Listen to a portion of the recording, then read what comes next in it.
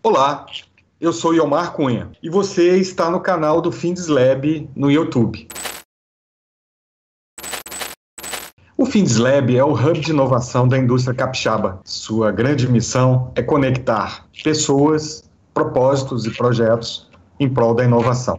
O evento de hoje faz parte de uma série de conversas informais com empreendedores, empresários e líderes em inovação nas suas áreas de atuação. A ideia é que você, empreendedor, que utiliza o nosso canal como fonte de pesquisa, se inspire nas ideias e informações dos nossos convidados. Falando em convidado, o convidado de hoje é o Anilton Garcia. Bem, durante o bate-papo, a gente vai falando mais sobre o Anilton, mas desde já a gente reforça a dica que já é comum aqui no canal. Conheça mais sobre nossos convidados. Conheça o Anilton, vá no LinkedIn dele, né? E lá, identifique as coisas que ele faz, as coisas que faz sentido para você e, se isso for legal, se conecte.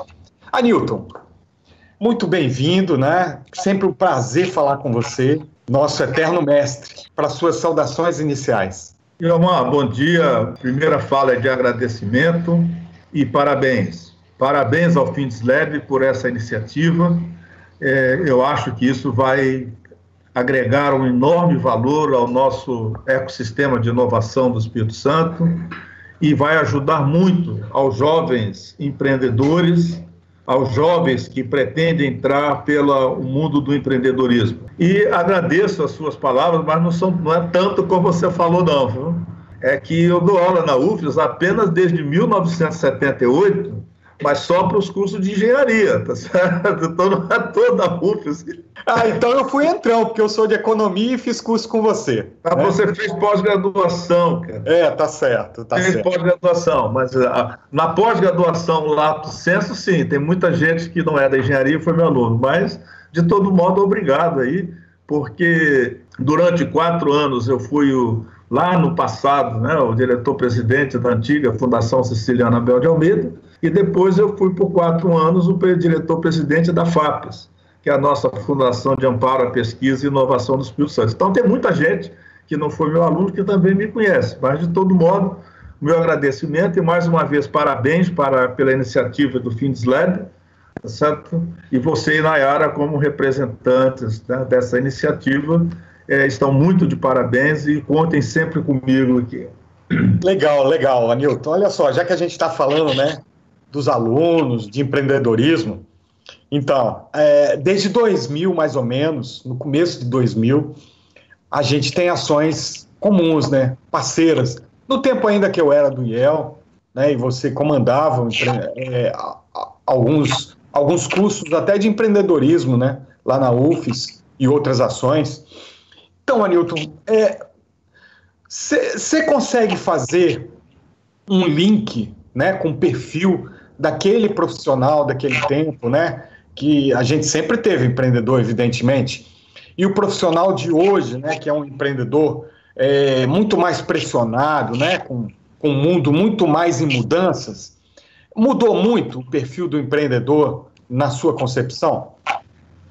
Eu acho que mudou muito, e mudou para melhor, no meu ponto de vista. Nós começamos a discutir o empreendedorismo na universidade por volta de 1993, 1994, mais ou menos nessa época, quando eu, juntamente com o professor Francisco Negreiro, já falecido, infelizmente, resolvemos fazer uma proposta para o programa Softex, né, que tem ainda hoje um programa chamado GENE, que era Gênesis, e nós trouxemos para a Vitória uma iniciativa que nós batizamos de Genevix, que ainda hoje, tá certo? Ela é cuidada hoje pela Tec Vitória.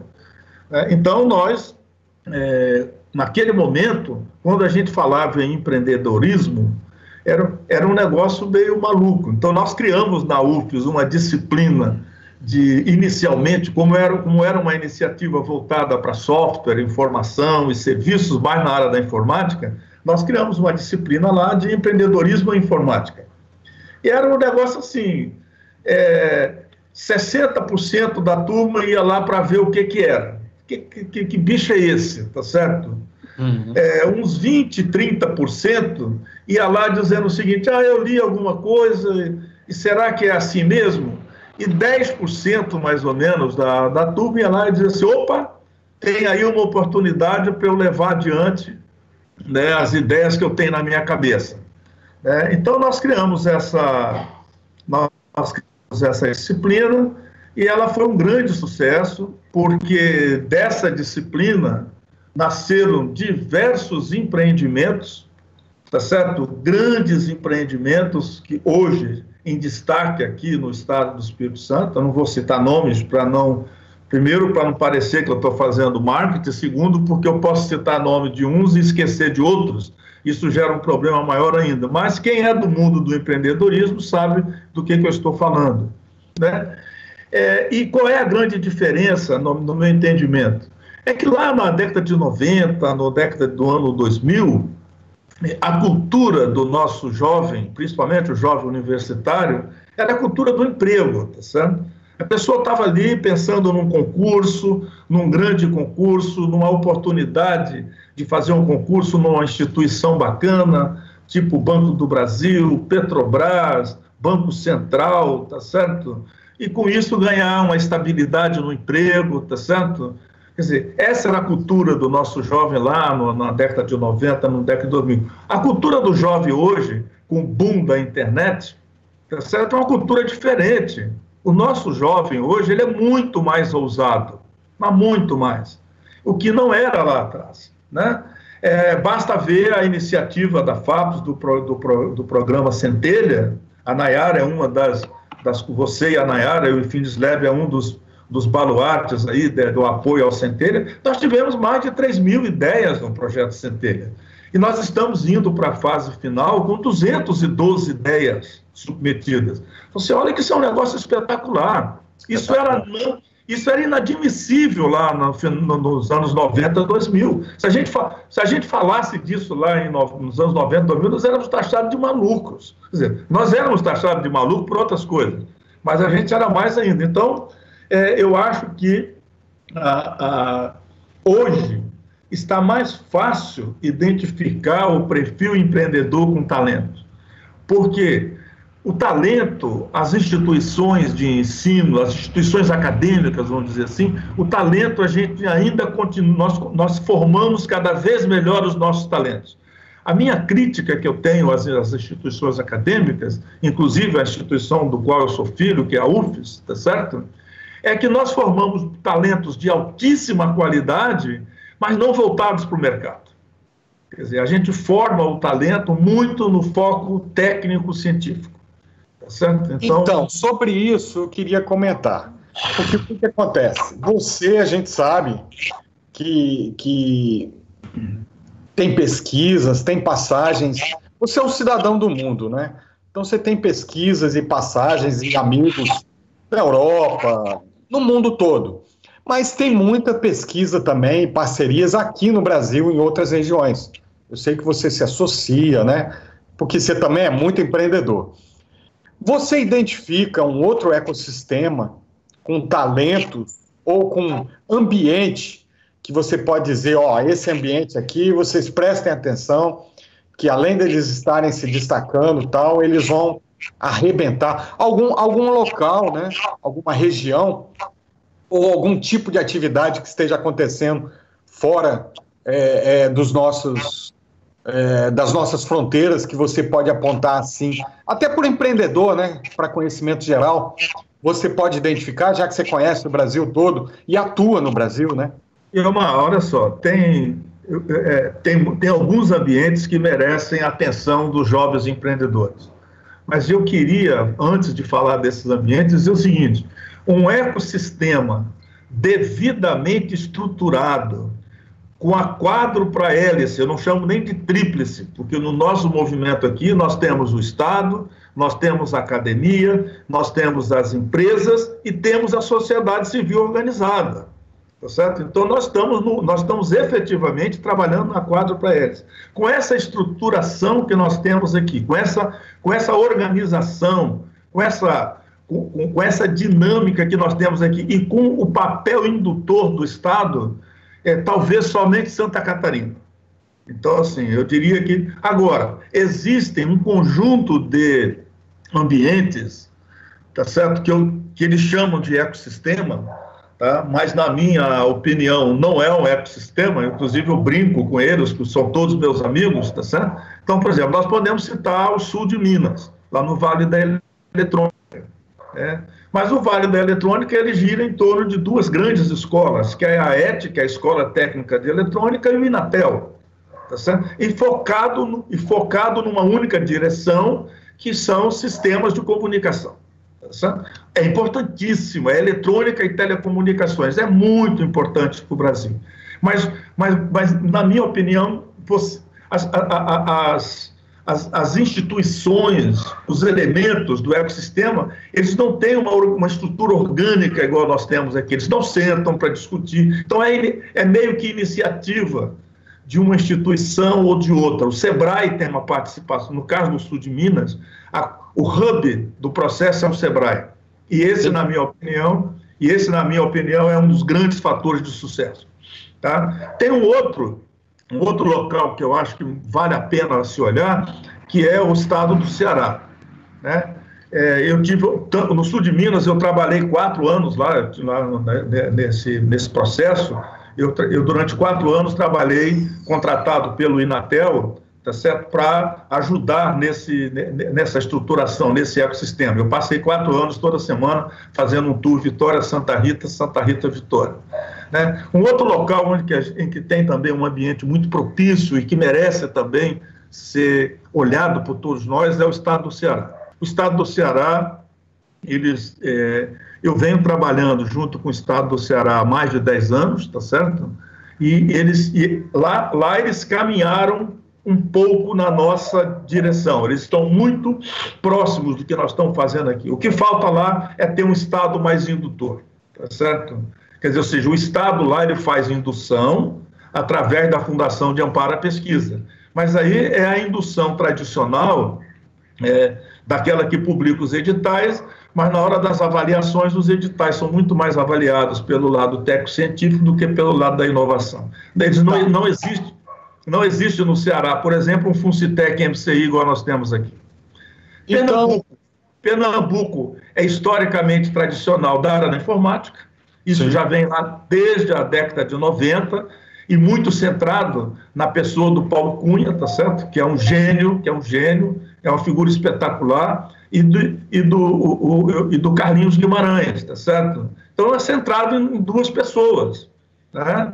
A Paraíba tentou fazer alguma coisa com a TV digital, lá com o Guido, mas que, infelizmente, com a morte do Luiz Fernando Soares, a coisa deu uma balançada, e eles não conseguiram retomar o andar da coisa, porque, de novo, era na pessoa, era o Guido junto com o Luiz Fernando Soares, tá certo? Então, com a morte do Luiz Fernando, a coisa deu uma balançada e até hoje eles não conseguiram retomar. Então, tem vários locais... Legal. Então, indo nessa linha, mas voltando para o Espírito Santo, né? Você é meio suspeito na área de TI, na área de 4.0, na área digital. Projetos vencedores, né, e grandes talentos aqui. Primeiro, você acha que a gente está na linha certa? E segundo, tem um setor aqui da nossa economia que você identifica que é o setor que pode fazer frente a todo esse desafio da inovação no Brasil e no mundo? Olha, eu vejo que tem sim. Tem. Primeiro, eu acho que nós estamos na direção certa. Segundo, eu diria o seguinte, eu diria que, de uma maneira geral, eu não gosto de usar muito jargões, mas eu vou ser obrigado a usar um aqui. Eu acho que o Espírito Santo está muito bem capacitado para ajudar as empresas e as instituições naquilo que nós chamamos de transformação digital.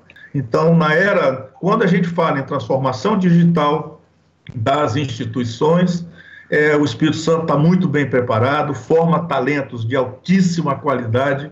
Infelizmente, esses talentos, uma boa parte deles, nós estamos exportando para fora do Brasil, tá certo? Só para você ter uma ideia, existe uma iniciativa europeia chamada GoFair. Go é Global and Open Data. E o FAIR é Findable, Accessible, Interoperable e Reusable, que é uma iniciativa do que nós chamamos aqui de dados abertos, interoperabilidade dos dados, tá certo? É uma iniciativa europeia que é comandada por um capixaba formado na UFES, tá certo? Quer dizer, é o Luiz Otávio, é um garoto que é formado aqui no Espírito Santo, um baita de um talento, e que está hoje comandando uma mega iniciativa na Europa. Então, existem muitos talentos aqui no Estado. Então, essa questão da transformação digital, o Espírito Santo está muito bem preparado, e eu diria assim, que nós temos algumas áreas com destaque. Então, por exemplo, embora não apareça muito na mídia, mas o Espírito Santo tem um destaque muito grande na área da saúde, certo? Você não vê muito isso aí na mídia, nos jornais, no Bom Dia Espírito Santo, etc. Só para você ter uma ideia, eu vou dar apenas um exemplo. Apenas um exemplo. Uma instituição acadêmica de São Paulo, chamada USP, está vindo buscar no Espírito Santo, entre as pessoas da saúde, com as pessoas da tecnologia, a parceria para o desenvolvimento dos seus projetos. Quer dizer, ou seja, nós estamos falando da maior universidade brasileira, tá certo? Que está vindo ao Espírito Santo. Por quê? Porque aqui, como nós falamos uns com os outros, até talvez devido ao tamanho do Estado, nós efetivamente conseguimos juntar o pessoal da área da saúde, no caso, e o pessoal da área da tecnologia. A mesma coisa vale para a parte de siderurgia, junto com a Vale, com a Arcelor, tá certo? Então, eu diria que quando a gente fala em transformação digital, eu diria que o Espírito Santo não só forma talentos, como nós estamos efetivamente trabalhando na direção certa. Então, vou te fazer uma provocaçãozinha, porque me provocaram também. Um grande amigo, que ele é muito dessa área, né, digital, ele brinca comigo que não é transformação digital, é transição digital. Que a gente está numa etapa tal aqui no Estado, que é transição digital. Transformação digital é quando já todas as áreas da empresa e os mindset estão envolvidos com o digital. Você concorda em termo com ele? É muito difícil, né, a gente ficar falando de conceitos. Mas a gente também tem a obrigação de ser atual, né? Eu usei o termo transformação digital para pegar o termo da moda. Tá certo? Eu não diria nem que seja transição digital. Eu diria que é evolução digital dos processos industriais. Show. Por quê? Porque a questão digital, ela já começou lá na década de 80, 90, quando nós começamos a falar de automação industrial. Quando você começou a botar máquinas automáticas, o que nós estávamos fazendo? Nós estávamos tirando a coisa do hardware e levando para o software, tá certo? Quando nós começamos a implantar os ERPs dentro das empresas, tá certo? Nós tiramos as planilhas, as anotações das gavetas das pessoas e levamos para um sistema integrado de computação. Então, ou seja, a transformação digital, ela não é uma coisa que está nascendo agora, ela já vem de longa data. O que está acontecendo agora é que, com a questão das tecnologias de redes móveis, com as questões de tecnologias de rede sem fio, o avanço da microeletrônica, principalmente, e dos microcontroladores, nós conseguimos fazer hoje 1 milhão de coisas que era impossível fazer há 10 anos atrás, tá certo?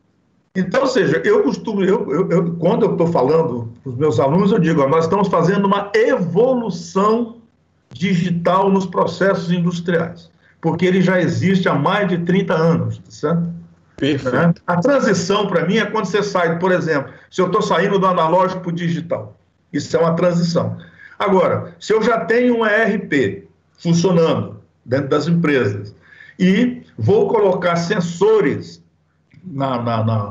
nos pátios das empresas e vou pegar os dados desses sensores e integrar ao ERP, eu não fiz uma transição, eu estou fazendo uma evolução de um processo. É uma inovação incremental na minha cabeça, tá certo? Eu queria pegar esse gancho aí por uma questão assim que a gente já está pondo como tradição aqui no nosso programa, que é o seguinte. Muito se fala numa série de tecnologias, de modelos de negócio que estão se abrindo, né? As chamadas tendências, principalmente por causa desse novo agora, né? Novo normal. Mas você, que mexe tanto com isso, né? Que é um pesquisador, que trabalha com tantos pesquisadores, tem alguma tecnologia ou um modelo de negócio, né, que não está muito na mídia, que não está uma coisa assim muito falada, mas que você pode apontar como alguma coisa que nos próximos anos, se der muito certo, pode transformar o nosso jeito e pode ser também um trampolim para um país ou para um estado igual ao nosso, né, que é meio intermediário? Olha, tem, e o Espírito Santo, graças a Deus, tem muita competência nisso. As pessoas precisam, o que está faltando para mim na discussão aqui no Estado, e eu tenho tentado fazer essa discussão, mas talvez a maneira como eu tenho abordado não esteja sendo adequada, é o seguinte, é que as pessoas precisam entender que quando você vai para esse mundo digital e que tem petabytes de dados sendo integrados, é preciso haver, antes dessa integração, uma modelagem conceitual das informações. E as pessoas estão simplesmente fazendo integração de base A com base B, e daí a pouco começa a verificar um monte de inconsistências, tá certo? E aí o retrabalho passa a ser um custo muito maior do que se ele tivesse começado corretamente. Então, uma das coisas que eu acho que nós do Espírito Santo precisamos fazer não é parar para o geral, tá certo? Dar uma diminuição na velocidade e antes de sair fazendo integração de bases de dados que são desenvolvidas em épocas diferentes, com tecnologia diferente, com metodologia diferente, vamos trabalhar a modelagem conceitual, tá? Isso faz só para você ter uma ideia, saiu hoje publicado uma portaria do Ministério da Saúde, que eu já recebi aqui, tá certo? Criando a Rede Nacional de Dados em Saúde. E graças a Deus alguém lá ouviu as coisas que eu tenho um projeto com o Ministério e venho insistindo nisso. É que eles colocaram explicitamente na portaria a necessidade de interoperabilidade semântica dos dados. Tá certo? É isso que eu estou falando, é modelagem conceitual. Então, ou seja, isso é uma coisa, e o Espírito Santo só tem uma competência infinita para fazer isso, aqui no nosso mundo acadêmico. A outra coisa que o Espírito Santo tem muita competência é no trabalho com redes de sensores. E nós utilizamos pouco isso não é muito divulgado, as empresas ainda não, talvez aí é aquela história, né? Quem vem primeiro, o ovo ou a galinha, né? Quer dizer, a academia falha um pouco, as empresas também ficam, mas assim, o Espírito Santo tem no mundo acadêmico tecnologias assim de última geração, inclusive já em 5G, nós não temos nem o 4G ainda, mas já existe tecnologia sendo desenvolvida entre a UFES e o IFES. A UVV eu não conversei ainda com o pessoal lá, mas entre a UFES e o IFES com certeza que eu converso, que eu tenho, já tem tecnologias inclusive desenvolvidas para o mundo 5G, tá certo? Então é a questão mobile e a questão wireless sensors network, rede de sensores sem fios. Eu acho que as coisas têm que caminhar para essa direção. E é nesse mundo que entra a internet das coisas, tá certo? E o Espírito Santo tem uma coisa que a gente vê pouco, e também é pouco divulgado, que os grupos de pesquisa, de uma forma não organizada, isso é muito interessante, porque cada grupo de pesquisa teve o seu percurso próprio, tanto os da tem na UFES, tem na UVV, esse tem na UVV, na UFES e no IFES, eles caminharam para a mesma direção, que é você fazer a conexão entre o mundo sensor com o mundo imagem, né? Então, ou seja, é você combinar sensores sem fio que é o que a gente chama de visão computacional dos ambientes. Então, você tem visão computacional, que na realidade é capturar imagens de câmeras e trabalhar as imagens, com informações de sensores. Então, o Espírito Santo criou uma competência nisso, e isso pode ser útil para dezenas de utilidades, como, por exemplo, saúde, segurança pública, ambientes industriais de alta periculosidade, tá certo? E por aí afora. Então, essas áreas, eu acredito que nós temos competência e podemos ajudar muito o setor empresarial e o setor público, tá certo? A gerar boas soluções. Legal, Anilton. Para a gente finalizar, qual a dica que você dá para o empreendedor que está começando, né, que está nos últimos períodos da universidade, ou aquele que está querendo buscar, né, uma universidade, ou mesmo, né, essa nova tendência, né, do não emprego, né? O que você acha disso tudo e qual o perfil mínimo que você responderia aquela pergunta: esse aqui eu quero na minha equipe para fazer pesquisa comigo? O que você vê de cara assim nessa molecada para trabalhar com você? 4 perguntas em uma. Não, olha só, uma das coisas que eu observo muito nas pessoas que vão me buscar para trabalhar nos projetos que eu estou envolvido é a capacidade das pessoas gerar ideias. Quer dizer, a primeira coisa que sugiro para os jovens é: não tenha medo de expor as suas ideias. Tá certo? E é importante que todas as ideias que você tenha, você possa colocá-la para alguém. Tá? Então, seja, por quê? Porque se você tiver uma ideia, tá certo? Você tem pouquíssima chance de sucesso. Se você tiver muitas ideias, você tem grande chance de sucesso. Então, não podemos ter medo de ter ideias. E, às vezes, a juventude fica: será que é? Será que não é? Não, é. Fala, tá certo? Vai falando. Então, essa é a primeira coisa. A outra coisa que a juventude precisa entender é que quando você sai do mundo do emprego para o mundo da inovação, tá certo? Você não pode esperar alguém te dar ordem, tá certo? Então, você precisa ter iniciativa e fazer as coisas acontecerem, tá certo? Então, ou seja, dar vazão àquilo que está pronto para você ser feito. Mas eu podia ter feito, mas o chefe não mandou, mas o professor não mandou. Não esquece. Se está para fazer e você tem condições de fazer, e está dentro do contexto do projeto que você está envolvido, faça. Porque ninguém vai reclamar de fazer. Então, assim, eu acho que... E a outra questão que eu sempre coloco para os alunos é colocar foco. É certo? Não adianta você achar que vai entrar no mundo digital e vai estudar do A ao Z, porque você não vai conseguir ser bom do A ao Z.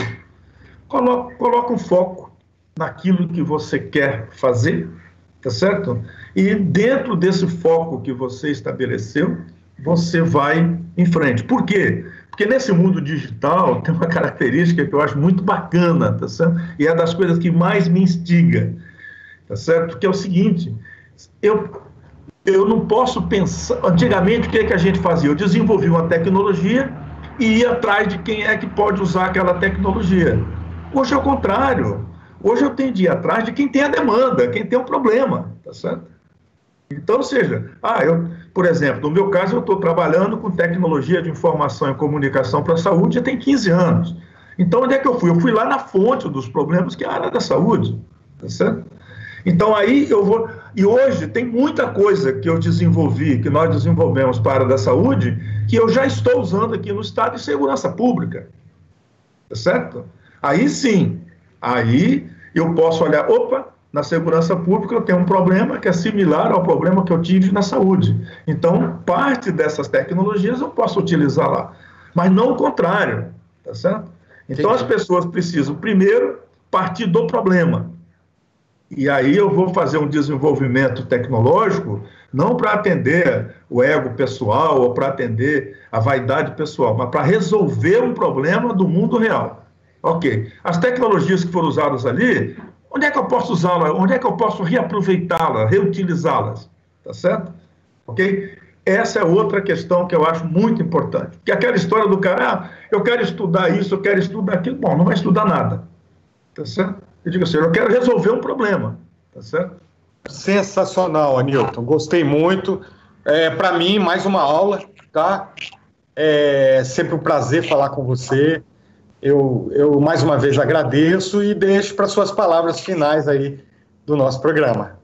Olha só, eu que agradeço muito a vocês, né? E você vê o seguinte, nesse novo normal, antes do novo normal, eu já vinha brigando com a questão do uso de tecnologias em sala de aula. E nunca tive grandes repercussões. Aí eu peguei uma aluna de mestrado e fizemos o que representaria o uso do celular no ensino da língua portuguesa. Tá certo? E aí as escolas começaram a olhar, opa, peraí, mas é possível sim usar o celular, mas depois ele está pronto. Nós estamos discutindo muito startups, tá certo? E aí as startups sofrem demais. Aí o que eu fiz? Eu peguei uma aluna, tá certo? Eu peguei uma aluna e ela desenvolveu um mestrado que vai defender agora no dia 26 de junho, e no mestrado dela nós estamos fazendo um estudo, inclusive com entrevistas surpreendentes, inclusive do FINESLAB, tá certo? Nós fomos ouvir o FINESLAB para dizer, olha, quando eu estou falando de startup, quais são os problemas? Quais são os problemas legais? Quais são os problemas burocráticos, tá certo? E aí nós criamos, inclusive, um guia prático de orientação aos jovens para montar uma startup, que dia 26 de junho ele estará disponibilizado para toda a comunidade, tá certo? Então são essas coisas que eu acho que nós temos que fazer, tá certo? Entendeu? Eu não sei se eu ajudei, se eu atrapalhei aqui a sua... Que isso, nem brinca. Muito bom, muito obrigado, tá bom? E tamo junto, né, Anilton? Forte abraço. Tamo junto, e o FINESLAB pode contar comigo sempre, tá? Um grande abraço a vocês.